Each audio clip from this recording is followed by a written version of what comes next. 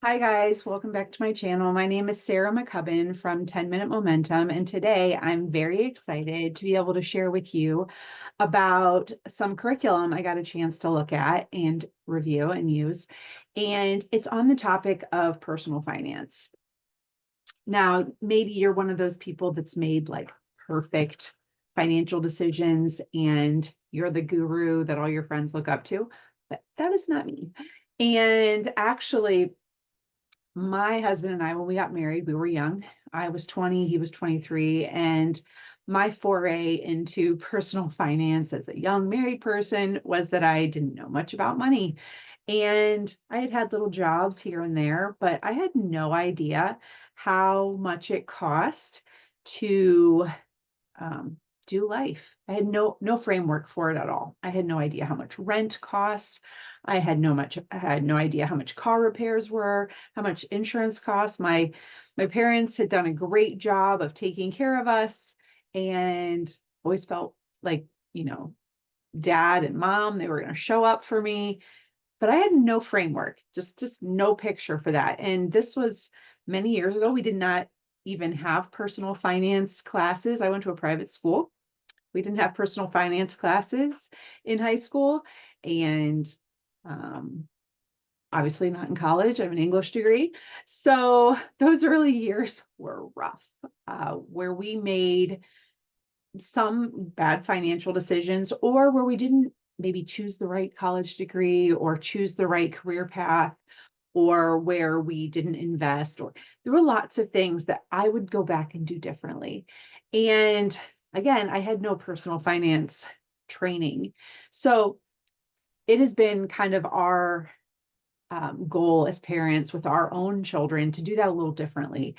And when our oldest was about 14 is when we kind of started implementing the McCubbin training program because we wanted them to incrementally experience financial goals and independence. We wanted them to have their own money, earn their own money that they could then apply and use in different life situations that they could use and make mistakes with, because we all learn from our mistakes. So I was really excited when I got to review this curriculum because I actually haven't had a child use a personal finance curriculum in a number of years. And the last one we used was good, but it was very formulaic. Um, how to write a check, how to open a bank account, very, all the good experiences, how to do these things, but it lacked the personal experience. So I want to show you some of what was in this one, the personal, beyond personal finance, because I think they're on to some things that will make this your child's favorite personal finance curriculum. It's got some very unique stuff. Okay, so first, let me show you the table of contents. So here you can see in the table of contents that we have 3 units in this course, and they start off with things like careers and education, budgeting, car purchases, apartments. In other words, it starts off with financial decisions that your children are going to need to make sooner in their lives rather than later, right? It doesn't start off with retirement.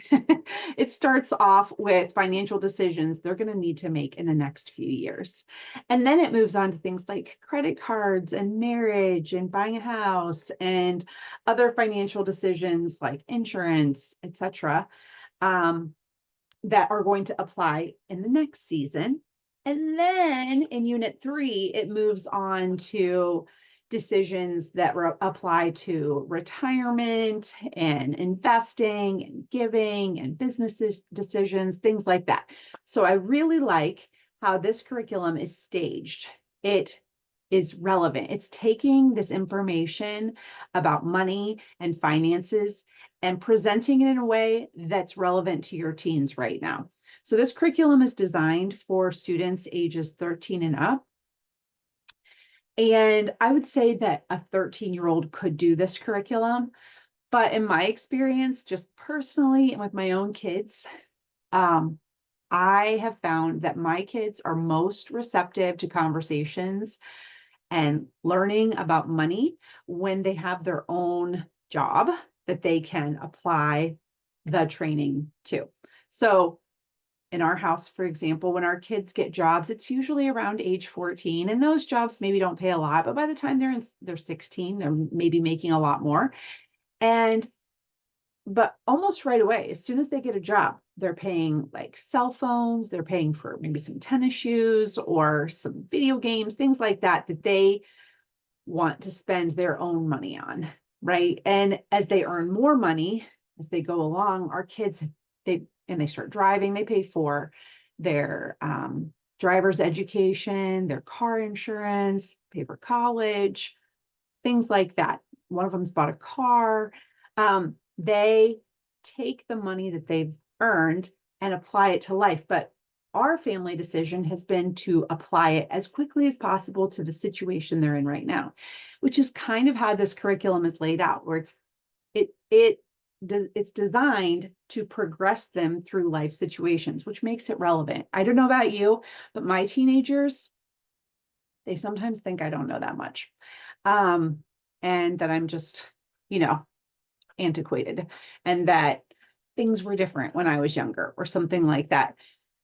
And I love that Beyond Personal Finance does a great job of speaking to them in a way that makes the learning relevant to them right now. It creates a lot of buy-in. Like, have you ever had a situation, maybe you have a family friend that your kids really like, or maybe an aunt or an uncle or something. And if you as a parent try to tell your kids to do something or not to do something, you don't know what you're talking about. But if you ask the aunt or uncle or family friend, if they give the same advice, it's brilliant. Of course, they're going to do it. That's what I feel like is happening here with Beyond Personal Finance. Now, you might be wondering, how long does it take to implement this curriculum? Because personal finance, is it, how long does it take to use this whole curriculum? Well, it's designed to be used in one semester, but this book comes with an online course portion, which you need. Like you're not going to use this separate from the online course. And in that portal, each lesson is designed to be 20 to 25 minutes, the video portion. And then the homework portion, I would say, is probably another, 20 to 25 minutes, maybe an hour, depending on the homework. But again, this is over a semester. You do have access to the computer course for a year. If you need to restart that computer portion, or maybe you have a younger child that wants to use this course, it's like $50, which is very reasonable to be able to go through that computer portion again. So what I love about Beyond Personal Finance is that it helps your child build a budget right now with real money scenarios. It helps your child build a budget, and it helps them make decisions right now based on those financial decisions. Now, there's a section in here that says, like, what if your child doesn't want to go to college? I mean, we've all met young people who don't want to go to college, but it then presents non-college degreed career fields where you can make at least $45,000 a year. Young people don't have that framework necessarily. They don't know how much money they need to earn to do all the things. So this walks them through having a sample budget, helps them think through, like, if I'm not going to go to college, what other career choices are there? And do they pay enough money for me to live off of? Like, that's a real conversation. Sometimes the conversation is about, find something you love. A career should be something that you enjoy doing. Oh, that's good. That's good. But this adds the extra piece of, like, can you make a living at that? And I think that's important because maybe parents are trying to have that conversation, but teens aren't always receptive, as I said before. And so this provides bigger context. Now, there's a really great page in here. If your kid is planning to go to college, it breaks down the average cost of attending college. Now, I have a son that just graduated from college and another one that's in college right now. And so here it breaks down in-state college, out-of-state college, and private schools. It breaks down all the costs of like average tuition, room and board, um, book fees, miscellaneous, etc. It puts it all there. And so now you're having a concrete conversation about like, do I want to go to college? And if yes, am I choosing something based on all the amenities, or am I choosing something based on its ability to give me a degree to help me get a job that I can live off of, right? And obviously, this whole thing progresses through making a budget, and then it has these